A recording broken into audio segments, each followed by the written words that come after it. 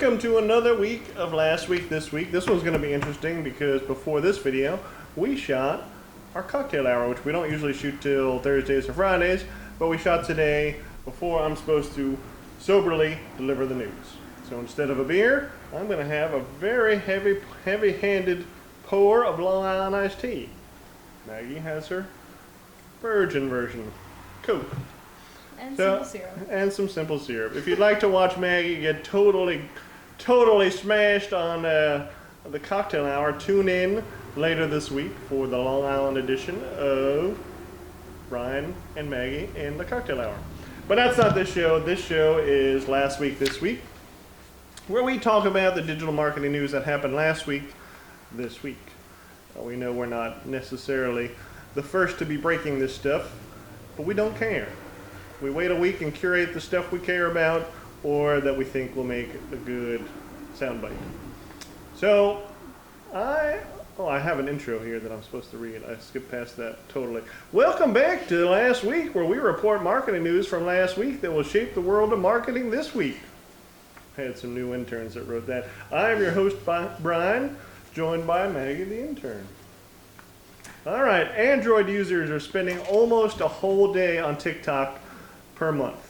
So I have spent a grand total of 2 minutes on TikTok. My wife has accounted for at least a full day of TikTok on that per month for sure. So they are estimating that Android users are spending more time scrolling on TikTok than Facebook, Instagram, and Netflix. On average, they use the app for 21 and a half hours a month in 2020. That's a lot considering that most of the videos are super short, but they have a very addictive platform that really sucks you in and gets you to that next video before you have an opportunity to turn it off. Piques your interest. It's like, oh, I wonder what's coming next. Another cat in a box getting yelled at by a dog or something, whatever's on the TikTok, I'm not sure. It's also unveiling a type of video called shoutouts that is very similar to what Cameo is. Instagram is moving more towards a short video format because of the success that TikTok has had. Do you use TikTok, Maggie? I do. A You do? lot. Oh boy. All right. Well, I will give the next news topic to you. Biden just signed an executive order that could be trouble for big data companies. President Biden signed an order on new guidelines for federal agencies to regulate tech companies whose growth relies on the collection of consumers' personal data. The administration says that the huge growth of the top companies like Google, Apple, and Facebook can be attributed to their collection of consumer data. This will also incentivize. That's better than when I said Facebook. Whatever I said. Federal agencies to look harder while approving members in big tech mergers. And oh my God, I'm really messing this up this week. The thinking behind this will prevent big tech companies from moving closer towards a monopoly-like state. And this new executive order is not the first order to be passed protecting consumer data.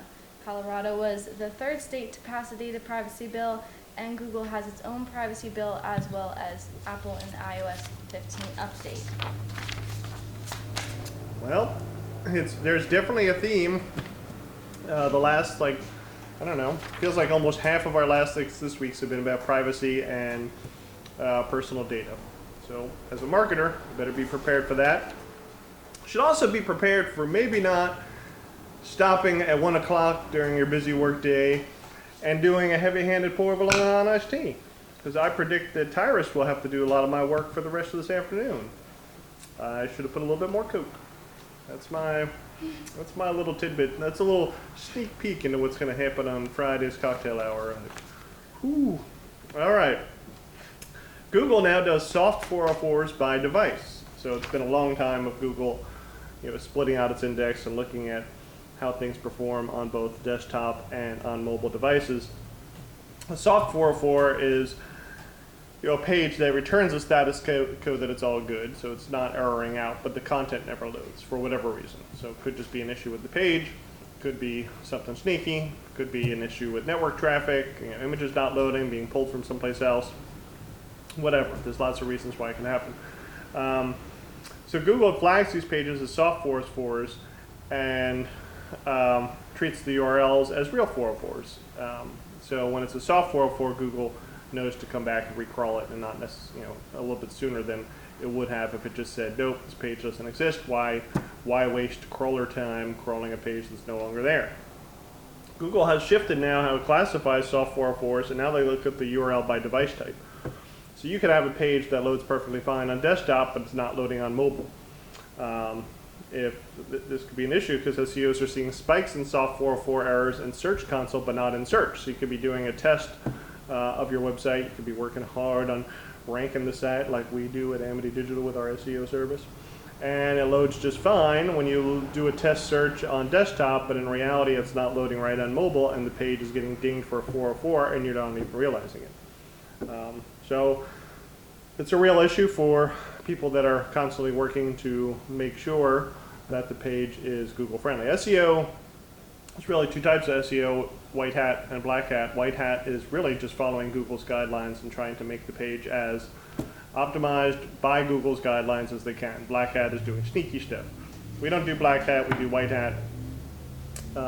So it's really kind of in that vein where you're trying to do the right thing, but it's tough to track down the things that the Google algorithm are finding while you're working on desktop and comparing data there, what's going on with mobile. So we will see what happens. So thanks for watching. This is our second time using our brand new outro. Now that we have bombarded you with this super knowledge, here's our pun for the week. What do you call a travel agency's landing page? I don't know, Maggie. What do you call a travel agency's landing page? A destination URL. Oh boy. That's much funnier if you've had half a Long Island iced tea in you. Make sure you follow us on Facebook, Instagram, and like and subscribe for more content. And as always, ask yourself, what's your superpower?